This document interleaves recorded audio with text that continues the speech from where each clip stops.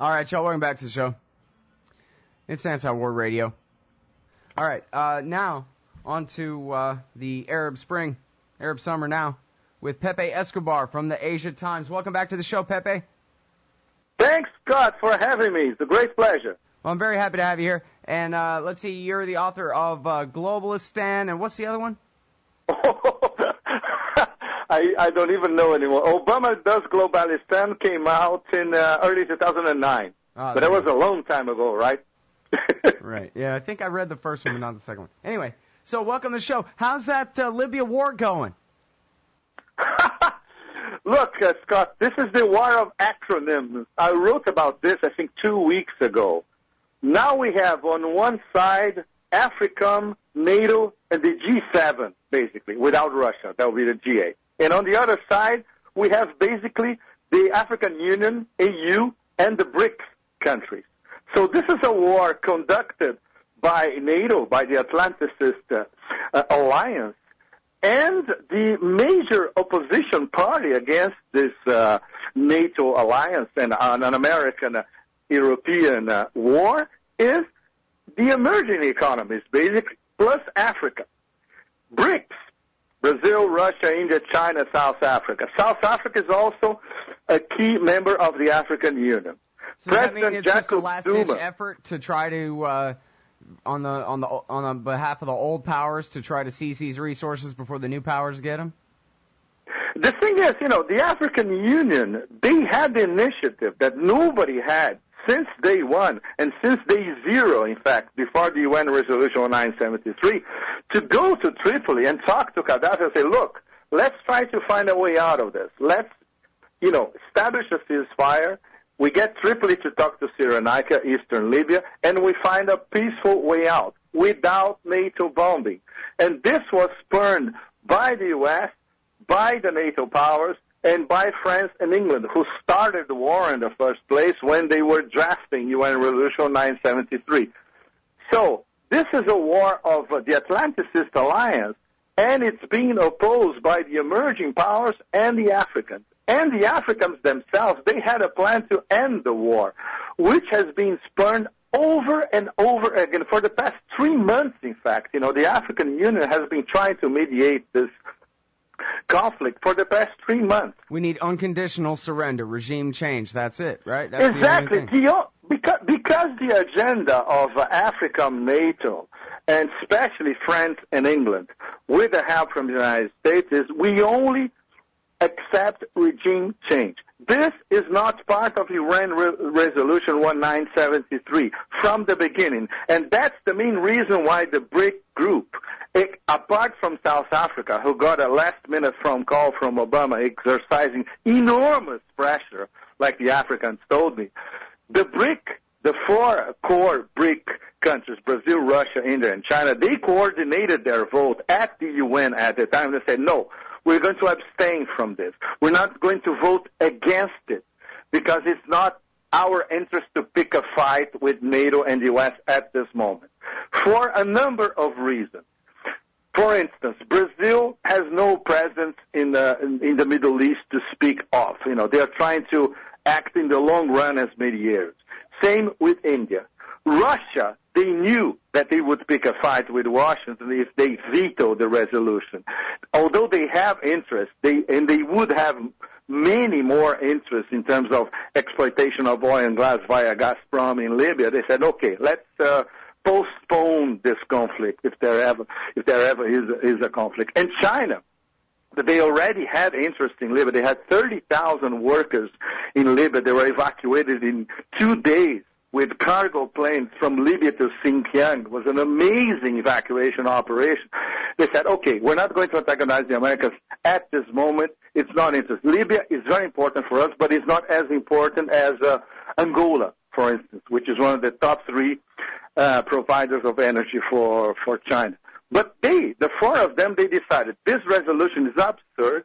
It's an American Atlanticist NATO conspiracy. This is not going to solve anything. It's open-ended, and it could lead, we could have grounds in the long run for a ground invasion by Western European powers in Libya. In other words, a new colonial war. And on top of it, Germany, also aligned with the four BRIC, apart from South Africa, because the Germans knew that antagonizing a government in Libya that could even be a further partner in terms of energy exploitation would be a total suicide. So this was part of an internal European war between Germany and France for more influence over Libya. So this whole thing from the beginning was absurd. And even if we backtrack and we see how the war was launched, which was basically a defection from the chief of protocol of Gaddafi to France in October 2010, when he got in touch with French intelligence and they organized a sort of white coup. They developed the program, and this started playing out from January to February 2011. And all the interest that the British and the French wanted to defend further on is they got rid of Gaddafi. And all the promises that Gaddafi made to the French to buy their Rafales, and then he said, no, I'm not going to buy your French fighters anymore. Maybe I'm going to buy them from the Chinese or the Russians. And then, after the pressure increased from the Europeans, Gaddafi said, look, if you attack me, I'm going to transfer the energy contracts that I have at the moment to Russian, Indian, and Chinese companies. So when you add it all up, you see why the alliance, U.S., NATO, which NATO is basically a weaponized arm of the Pentagon, as we all know, why they needed to go after Libya. So then we fulfill the agenda of AFRICOM, launching its first African war, of NATO, who wants to turn the Mediterranean into a NATO lake, and getting rid of the dictator we cannot trust, the our bastard that is not totally our bastard, which is Muammar Gaddafi and his family. But this does not justify a new colonial war, by all means. Whatever merits Gaddafi has or doesn't have in terms of improving the lives of Libyans, which is something that he did over the past 40 years, if you compare Libya to any sub-Saharan African country. So, but the war is a giant failure. It's been months and months, and they don't look like they're any closer to winning. I mean, their battle's closer and closer to Tripoli, but there doesn't seem to be anything like a force that could invade Tripoli and sack the capital. I'm still waiting for that lucky JDAM strike that happens to get Gaddafi. But then, as you said, even then, all it does is open up the door to a full-scale occupation. You're right, Scott, because why nothing is happening at the moment in Libya, if you analyze the past 3 months, because NATO is incapable of winning an air war. And if you go to Brussels, like I had the dreadful experience of covering NATO and Brussels for a while during the mid to late 1990s. So I got in touch with how NATO works and how these corridors are filled with bureaucrats speaking 25 different languages. How do they work or not work in Brussels? How do they make their decisions or don't make their decisions? The thing is, they still believe that in 1999 they won the war to topple Milosevic in Yugoslavia, the 78-day bombing of Belgrade and other installations in the former Yugoslavia, because of the air war. And they didn't, because the war was won when the Russians decided that, no, we're not going to support Milosevic anymore. And then, he had no more external support, and the whole thing collapsed. It's Pepe Escobar from the Asia Times, everybody. What's really at stake in Libya? We'll be right back. All right, y'all, welcome back. It's Anti-War Radio. I'm Scott Horton. I'm talking with Pepe Escobar from the Asia Times,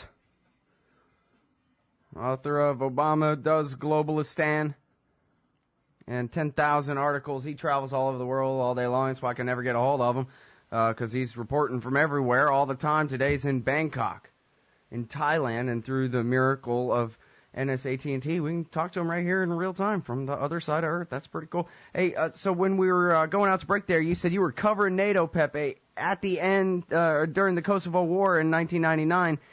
Bill Clinton's victory lap after his acquittal in the Senate. He went to slaughter some people based on lies about genocide that wasn't even really happening.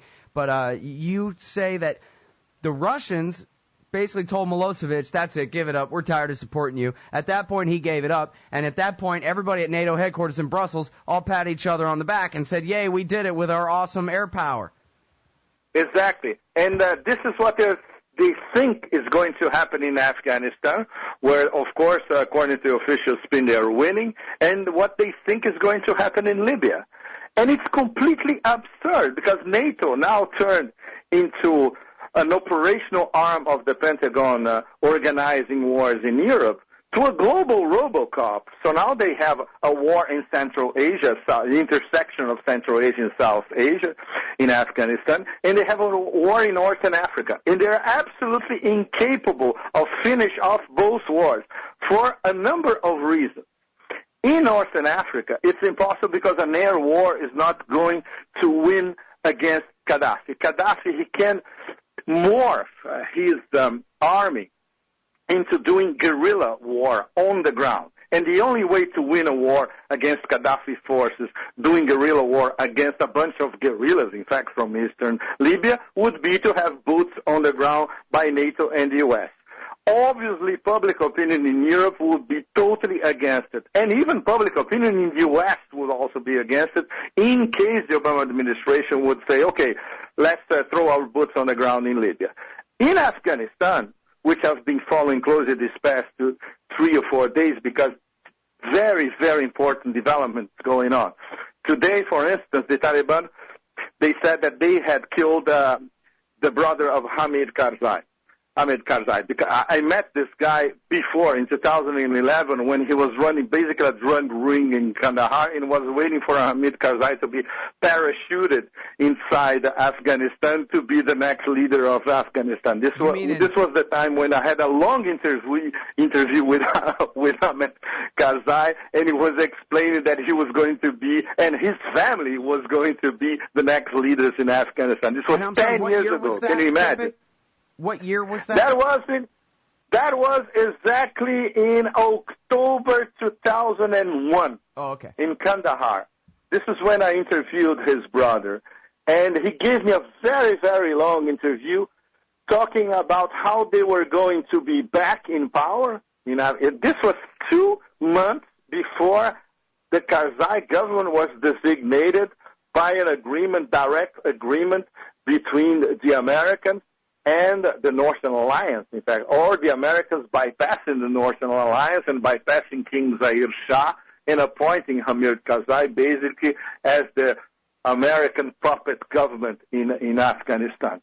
Obviously, the real government in Afghanistan at the time, if he was alive, would have been led by Ahmad Shah Massoud, the Lion of the Panjshir, who was killed 2 days before 9/11, and in a plot that was organized between al-Qaeda and the Taliban, was a sort of gift from al-Qaeda directed to Mullah Omar and the Taliban 2 days before 9/11. Okay, now that he's out of the picture, this doesn't mean that the drug, heroin smuggling connection of Hamid Karzai and his brother is smashed. No. We know that the man who's in power in Kabul, who the people in Kabul themselves say, look, he's not even the owner of his own throne in the Kabul palace. And his connection in Kandahar, his brother, he used to run this enormous drug ring going from Kandahar towards Turkmenistan, towards Central Asia, and then to Turkey, and then to Europe, distributing drugs from Afghanistan directly to European countries, especially arriving in Brussels and arriving in Antwerp and in Rotterdam in the Netherlands. This is not going to be smashed, and the Americans know it. Everybody knows this drug ring is essential to the functioning of the so-called Karzai government in Kabul. And the Taliban, at the same time, they struck an outstanding coup exactly when the Americans have decided to cut off $800 million from military help from Washington to Islamabad. And it's fantastic. The timing of the whole thing is outstanding. So we have, in 3 days, you have NATO always saying, okay, we're making progress in Afghanistan, we're going to win this war eventually. We have the Americans saying to the Pakistanis, look, we're going to withdraw more than a third of the annual military aid that we've been giving to you, and you've been doing nothing that we want, which is basically more counterterrorism and more counterinsurgency. We have the Taliban attacking the brother of the puppet leader of the Afghan government, which is in theory supported by the Americans, and saying, look who's in charge of the whole country. It's us. We can attack anybody we want, the time we want, at our own choosing, and we control 75% to 80% of Afghanistan, just like we did in 1996 when we took over Kabul. So it's amazing. How can you spin this from a Washington point of view? Yeah, I don't know what they're going to do. Maybe surge again? In fact, and it's even crazier, Scott, because they have just been spinning that the surge has to keep on going. Robert Gates has been saying it, on the record. Admiral Mike Mullen has been saying on the record, look, we cannot do a drawdown before the fall of 2012. The drawdown was supposed to start now in the summer of 2011. And the Pentagon, even before all these developments of the past 2 or 3 days, they were saying, no, we have to keep on. We cannot draw down 30,000 U.S. troops from here. We have to keep on having our 100,000 plus U.S. troops plus NATO, because we're fighting the Taliban. We are winning, but we still have to definitely win. And we're not definitely winning. So this is so completely absurd, because it ignores the realities on the ground in both Afghanistan and Pakistan. And for this, I really have to backtrack a little bit. And I don't like to plug anything, but refer your listeners to the book written by my former colleague, slain colleague, Saleem Shahzad of Asia Times Online. He wrote an absolutely outstanding book. It's a very difficult read, but Americans must read this book to understand what's going on, not only in Afghanistan, but in Pakistan, but especially in the tribal areas. In this book, Inside al-Qaeda and the Taliban, written by Saleem, he explains in infinite detail, like it would take most people like weeks or even months to read the book and decipher all the details inside it. He explains in a nutshell how al-Qaeda's strategy was to transfer the war from Afghanistan to the tribal areas, to trap the Americans in a war inside the tribal areas of Pakistan. And it would be a war between the Pakistani Taliban against the Pakistani army and against the Americans as well. And meanwhile, this was a diversionist tactic. Meanwhile, al-Qaeda would be concentrating in exporting its jihadi revolution from the AFPAC combo to Central Asia and beyond. And this is exactly what happens, because the Americans, not only they are trapped inside Afghanistan in a war not against al-Qaeda, but the Taliban, which is a nationalist resistance movement, as Mullah Omar himself has qualified over and over again, but they also trapped in a war against the militants in the tribal areas, but now against the Pakistani army as well, which is doing the war that the Americans should be doing against the Pakistani Taliban. So the Americans have two strategies. The counterinsurgents, David Petraeus-style counterterrorism strategy is to go against the tribal areas, against the Pakistani Taliban inside the tribal areas. They can't do that because they don't have local support. They don't have people who speak fluent Pashto or even Urdu for that matter. They don't have inside informants inside the tribal areas. And this is one of the most difficult areas in the bloody world to do any kind of job for any kind of Western agent, for any kind of agency. And there's also the war against, in Afghanistan, which is a war against a nationalist rebellion, guerrilla movement, which is being conducted basically by NATO, and it's going absolutely nowhere. And the proof is that they can kill the brother of the so-called king of Kabul very easily. And that's what they're doing for the past 24 hours. They advertising to the whole world, look, this, like hip-hop people from Bronx or the Brooklyn say, like, we control the night and we also control the day. We can do anytime what we want, anytime we want. So, Washington is losing on all fronts.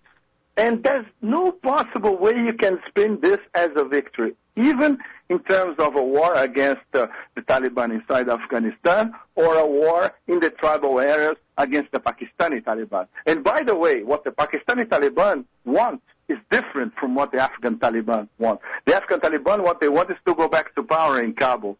The Pakistani Taliban, they want a Pashtunistan. They want a union of the Pashtuns on both sides of the border in Afghanistan and Pakistan against the central government in Islamabad. It's a completely different story. And al-Qaeda has an even different, more different agenda from all these two. They want a caliphate all over the area. And the Pakistanis, basically the central government in Islamabad, they want to control all these people inside their own areas, in the tribal areas, and in Afghanistan as a strategic debt doctrine of Afghanistan being a strategic debt reserve against the war against India to counteract India. So everybody has a different agenda, and the only ones who are actually winning, if you look at the facts on the ground, are the Afghani Taliban. Right. Well, and so it seems obvious the way you paint it there that from the point of view of the empire, the obvious solution is to deal with the to deal with the Afghan Taliban right now. And that will immediately frustrate the plans of al-Qaeda and the Pakistani Taliban, which is, causing such a problem there, and which still, as much as they may disagree on some tactics, still are a major base of support for the Afghan Taliban's fight against us, right? Look, this is what Washington is trying to do. They are trying to strike some kind of deal with the Afghan Taliban, the historic Taliban, the Mullah Omar historic Taliban faction. The problem is what the Taliban will be saying to Washington, or already saying to Washington, is, look, we want to go back to 1996 when we controlled 85 to 90% of the country except for the north and the northeast, the Panjshir Valley, the Badakhshan corridor going to China. So they control most of Afghanistan at the time. They want to go back to power. They want to be in power. And then they're going to dictate the terms of how to deal with Western powers, the West included.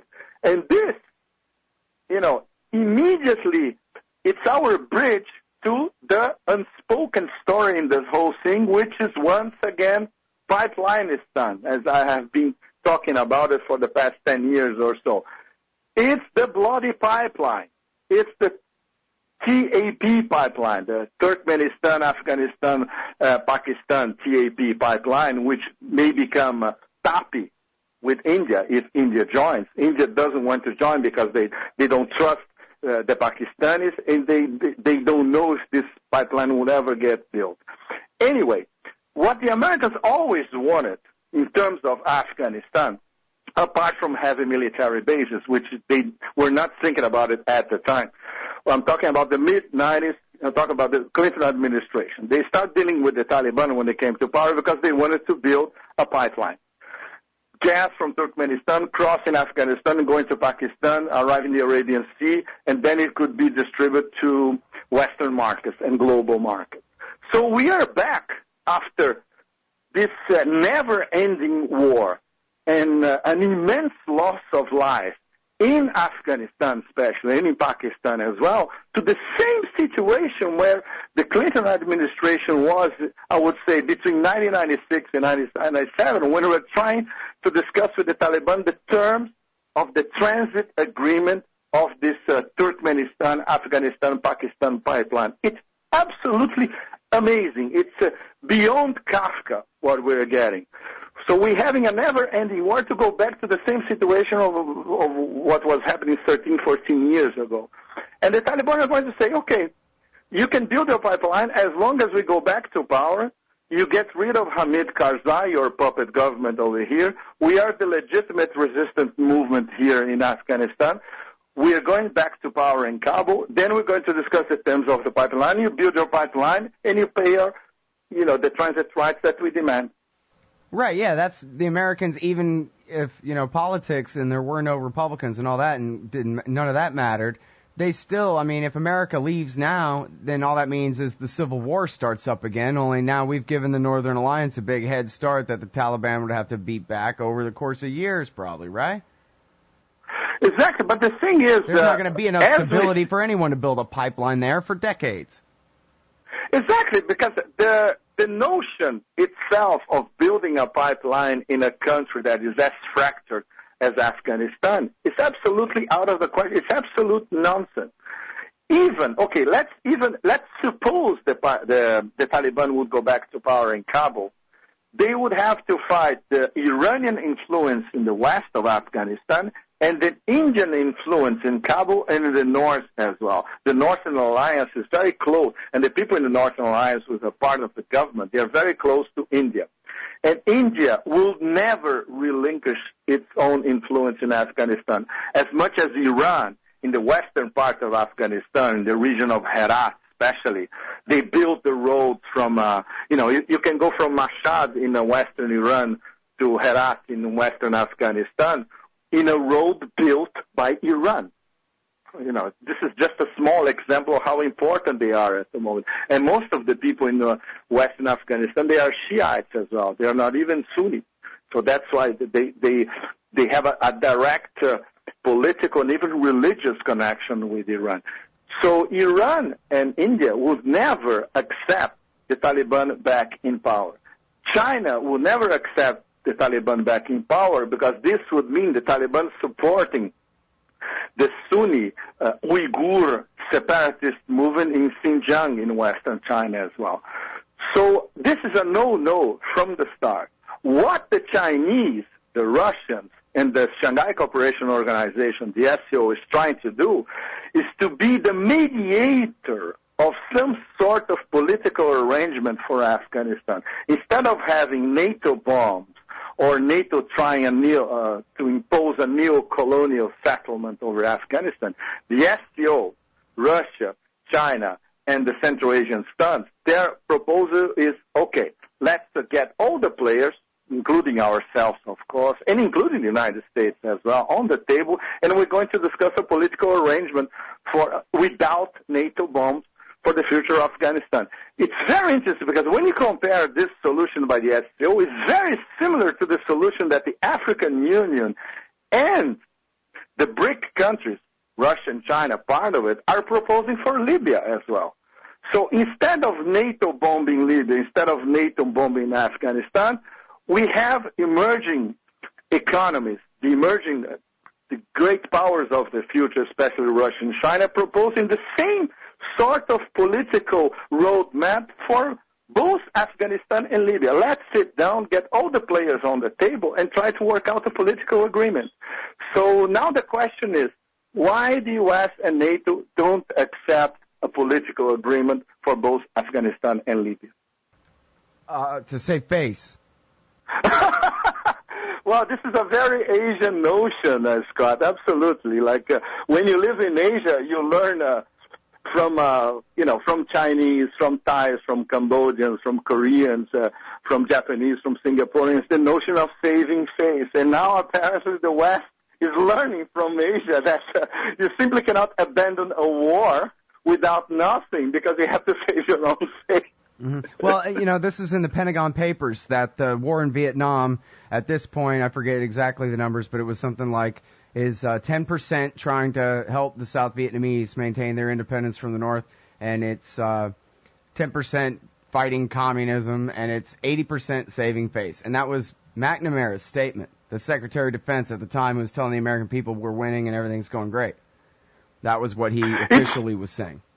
Exactly, you're right. But the problem is, if you talk to officials in charge of policy in Washington or in Brussels, in Paris or in London, they simply don't understand that if you are involved in a war in an intersection of Central Asia and South Asia, and there's a no-win situation, that's exactly what's happening for the U.S. and NATO in Afghanistan. You have to sit down and organize what the Afghans themselves will call a loyal jirga, a tribal council, including all the superpowers as well, to sit down and find a solution that everybody would save face.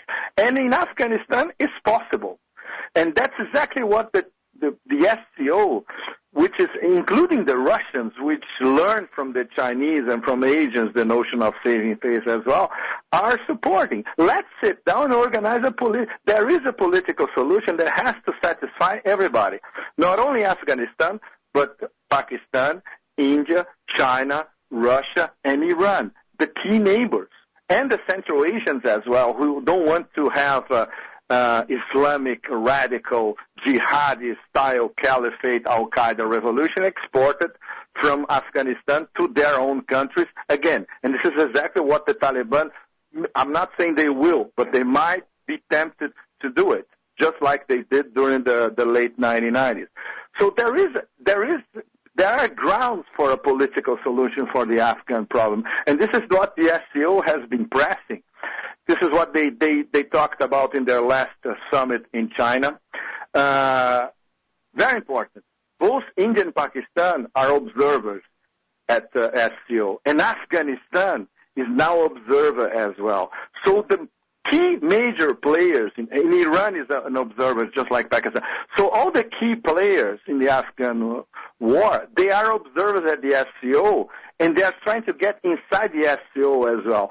So supposing in 1 or 2 years we have Iran, Pakistan, and Afghanistan admitted inside the SCO, so Asian body itself would be responsible for finding a political solution for the Afghan quagmire. And obviously the U.S.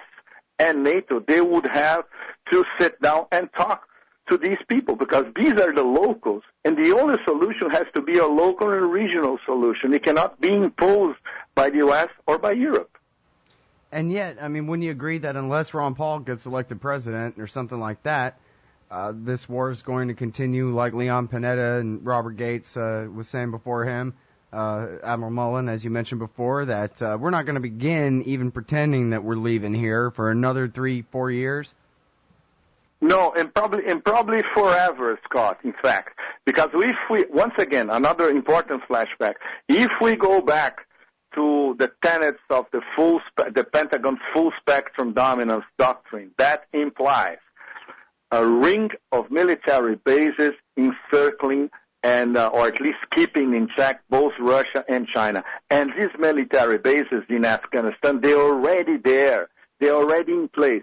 Bagram is a huge compound able to monitor everything that is happening from Xinjiang in western China to Siberia, to South Russia, to all the Central Asian stands, to western Iran, and to northern India, and to northern Pakistan as well. They're not going to get rid of these military bases. So from Washington's standpoint, the only possible solution is a government, the next government in Kabul, that will have some kind of SOFA agreement with Washington, so the military bases will be kept, just like they wanted to do with Iraq. And it's not going to work because Iraq doesn't want American bases in Iraq. Okay, they want a lily pad of bases everywhere so that they can bomb Iran if they want to. But if we get in a war with Russia, it's going to be nuclear missiles from submarines in North Dakota and whatever, and the end of mankind. And so what difference does it make if we have a base in Tajikistan or not? They're not storing nuclear weapons in the stands, are they? Ready to use against the Russians? No. It's just a matter of having a base in the country makes it more difficult for the Russians or the Chinese to expand into those same countries, or what? Exactly. Yeah. You're absolutely right. It's not a matter of, flying towards apocalyptic conflagration. No. But according to, if you analyze what's behind full spectrum dominance, dominance means that we have to be everywhere, all over the world. And that would even include South America. This is something that we could discuss later on. NATO wants to make inroads inside South America, and the Brazilians have already noticed, and they already said, don't even try to come here to the South Atlantic. Okay, but in terms of Central Asia, they are already there. The bases are there. They have enormous infrastructure and hardware already implanted in these bases in Afghanistan.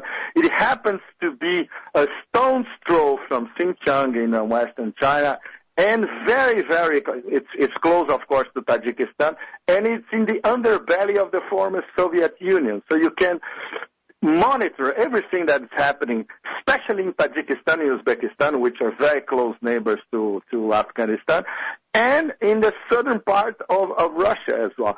So from the point of view of the Pentagon, they simply cannot abandon what they have already established because of their reaction to 9/11. And we have to remember that one of the reasons for U.S. bombing Afghanistan after 9/11 was not only to try to eradicate al-Qaeda, go after Osama bin Laden, but especially implant the U.S. inside the intersection, the crucial crossroads historically between Central Asia and South Asia, which is Afghanistan. Afghanistan has always been a pawn in superpower games, and once again it's the same thing. So now instead of being during the Cold War, the U.S. against the Soviet Union, it's the same thing. It's the U.S. against possible future competitors, Russia and China. So if we have our military bases in Afghanistan and we can be surveilling at close range, why not? Mm-hmm. And yet, it seems to me like it's simply a matter of chess and checkers. Maybe not, but the Russians, after September 11th, said, oh, yeah, you want to build military bases all over Central Asia and fight a long-term war in Afghanistan? Go right ahead. And I'm sure that Zbigniew Brzezinski sent a memo saying now we're going to give them their own Vietnam. Because it's not just that Afghanistan is a pawn in these imperial wars going back centuries. This is where all the empires blow it. This is where they all go too far and get their back broken on those mountains you were talking about before. You're absolutely right, but apparently people at the Pentagon, they haven't learned a thing from Alexander the Great, from the British, from the Soviets. You know? Do you think that Putin was just being, trying to be nice, or that he was actually sitting back saying, excellent, go ahead and invade? Of course he said it was excellent. Putin is a chess player. He knew that Afghanistan, if the West wanted to be in Afghanistan in the long run, Afghanistan would be it's a reversal of history biting its own tail, would be the graveyard of the American empire, just like Afghanistan was, to a certain measure, the graveyard of the Soviet empire. And I'm absolutely sure that Putin thinks along those lines. Absolutely sure. Yeah. All right, now listen, I've already kept you way over time, so I'm going to keep keeping you over time. Do you want to talk about Syria or Saudi Arabia, or you were getting at NATO expanding even further into South America under the excuse of cocaine? I don't know. Whichever of these topics you'd like to pick up next would be fine with me, sir.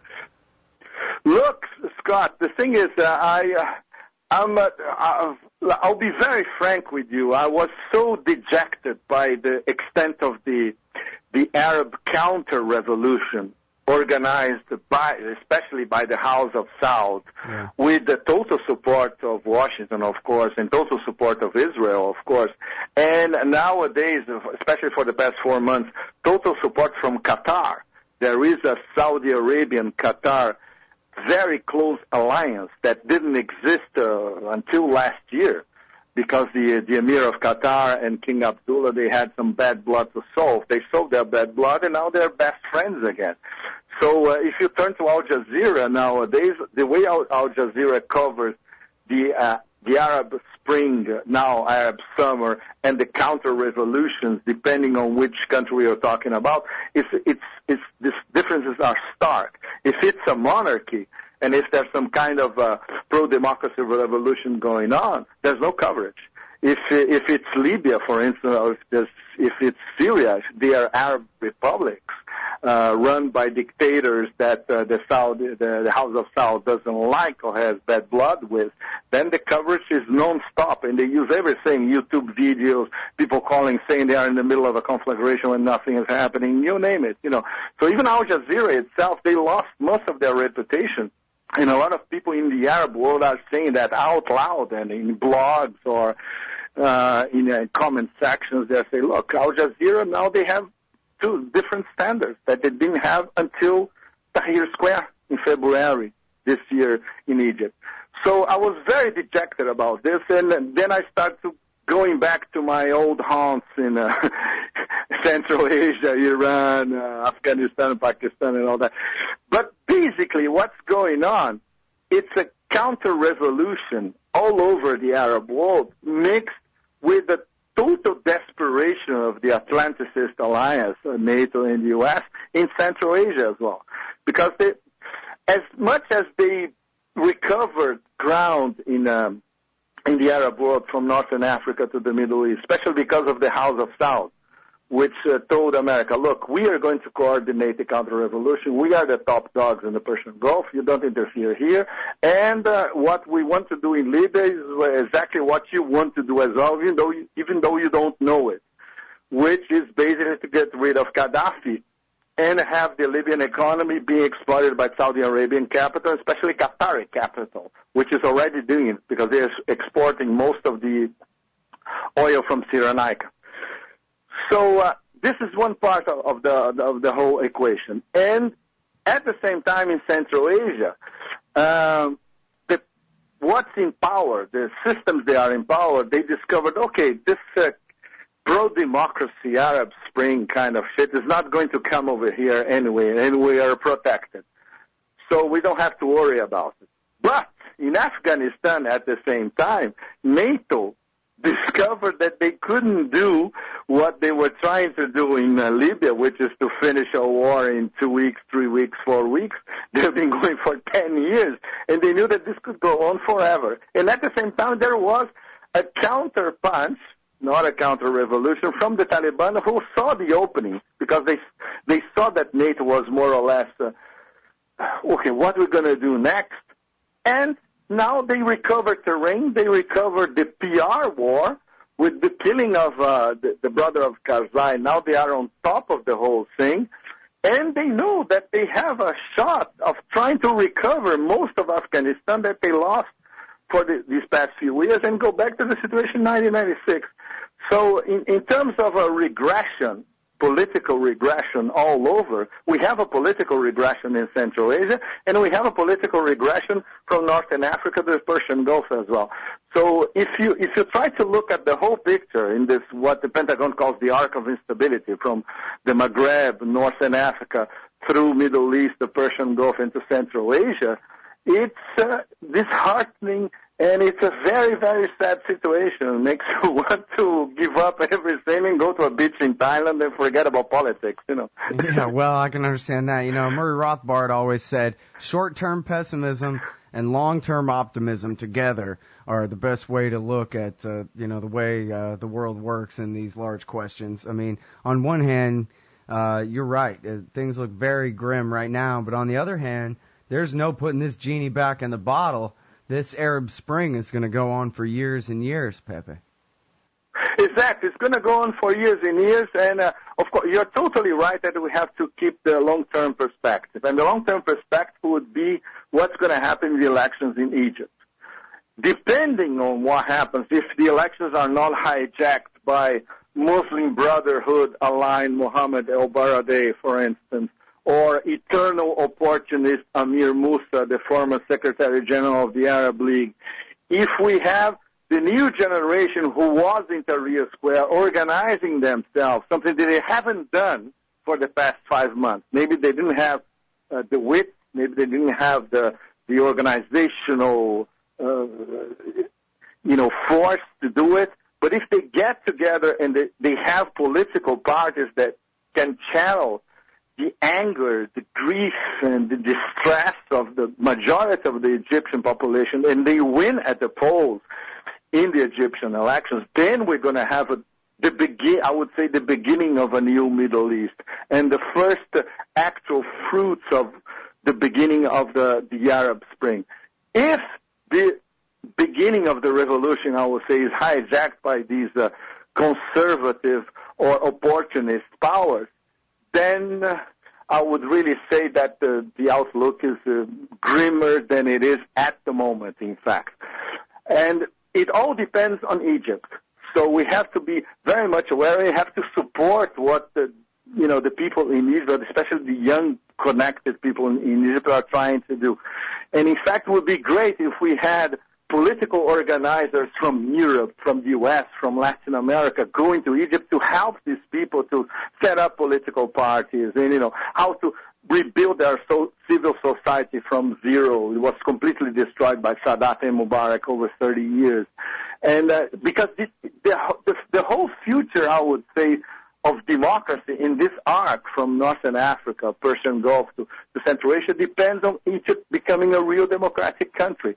So I think the forces of all, the willpower in a Nietzschean sense of all the progressive forces in the whole world at the moment will have to be focused on Egypt. Yeah. Well, for people who kind of just get a little bit of a taste of what's going on over there, on TV news every once in a while or something, they see that the media, at least when the Egyptian revolution, was brand new, was on the side of the wonderful people there, even though Hillary Clinton wasn't until it was too late for her good family friend Hosni Mubarak. But TV basically had it. They couldn't deny, hey, look, these are the people of Egypt, and wow, they don't look like terrorists at all. They look just like that guy in your neighborhood. And look, they just want to be free. How heroic. They couldn't deny that narrative. Then, the war in Libya, it's Barack Obama swooping in like Superman, even if it's not working out that well. He's trying to save civilians and save the protesters against the evil dictator. That narrative has power on TV here in America, as I'm sure you're well aware. I was wondering if maybe we could spend the last few minutes here talking a little bit about Bahrain and about American support for maybe Saleh up until now anyway in Yemen, and what it's like for the Arab Spring, for the revolutionaries on the other side of dictatorships, backed by the United States. Now, Mubarak had all the support in the world, but his army just wouldn't massacre the people like he wanted. But in Bahrain and in Yemen, it hasn't been that easy. You're absolutely right, Scott. In fact, we can make a comparison of Obama swooping like the angel of history, if you are rereading Walter Benjamin's wonderful text about the angel of history, protecting history and conducting history, swooping over Libya and say, well, I'm going to defend you from the possible massacre that the Gaddafi forces are going to unleash over you. We didn't know if it would be a possible massacre. It would be some kind of repression, internal repression, like we have in Myanmar. It's even worse. Myanmar is a huge gulag. It has been a gulag for the past 30 years. And the international community, between commas, never did anything to alter the situation in Myanmar. Uzbekistan, in many aspects, is also a gulag as well. Islam Karimov is one of the most disgusting dictators in the modern history, comparable to Saddam Hussein, if not worse. Nobody does anything about Uzbekistan. And in Bahrain, the repression, maybe the number of people that were killed, maybe you cannot equate to the number of people that might have been killed by Gaddafi forces in Libya. Don't forget that Amnesty International, they have been in Libya for 3 months, and they said conclusively in a report released a few weeks ago that there's no evidence there has been any kind of massacre anywhere in Libya conducted by Gaddafi forces. In Bahrain, on the other hand, there was not a massacre. They were clever enough, with the assistance of Saudi Arabian intelligence, of a few Jordanian intelligence agencies who work inside the Bahrain repression machine, to kill only a few people, let's say in the dozens, or maybe less than 100, instead of being in the high hundreds or the low thousands.